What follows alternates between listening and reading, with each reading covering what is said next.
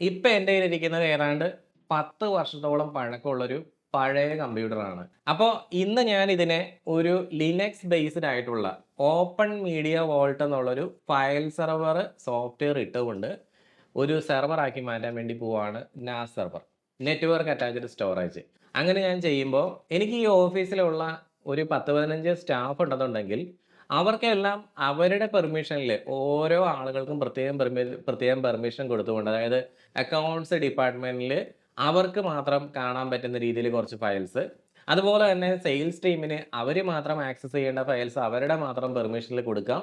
അങ്ങനെ കുറേ കാര്യങ്ങൾ ചെയ്യാം. കൂടാതെ എൻ്റെ പേഴ്സണൽ ഫോട്ടോസ് കാര്യങ്ങളൊക്കെ ഈ സിസ്റ്റത്തിലേക്ക് അപ്ലോഡ് ചെയ്യാം.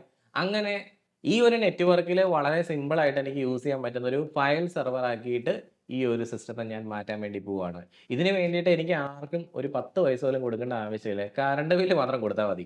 കാരണം ഈ ഓപ്പൺ മീഡിയ വോൾട്ട് എന്നുള്ള ഈ ഒരു പ്രോഗ്രാം ഇന്റർനെറ്റിൽ ഫ്രീലി അവൈലബിൾ ആയിട്ടുള്ള ഒരു സോഫ്റ്റ്വെയർ ആണ്. ഞാൻ ഈ ഒരു സിസ്റ്റത്തെ ഓപ്പൺ മീഡിയ വോൾട്ട് സോഫ്റ്റ്വെയർ ഇട്ടുകൊണ്ട് ഞാൻ നാസ് സെർവറായിട്ട് ചെയ്യുന്ന സമയത്ത് ഇതിന്റെ മൂല്യം എന്ന് പറഞ്ഞാൽ ഏതാണ്ട് 50,000 രൂപയോളം വരും കേട്ടോ. കാരണം എന്താന്ന് വെച്ചാൽ ഇതേപോലെയുള്ള ഒരുപാട് നാസ് സെർവറുകൾ നിങ്ങൾക്ക് ആമസോണിൽ കാണാൻ സാധിക്കും. അതിനൊക്കെ ഏതാണ്ട് ഇത്രത്തോളം തന്നെ കോസ്റ്റ് വരുന്നുണ്ട്.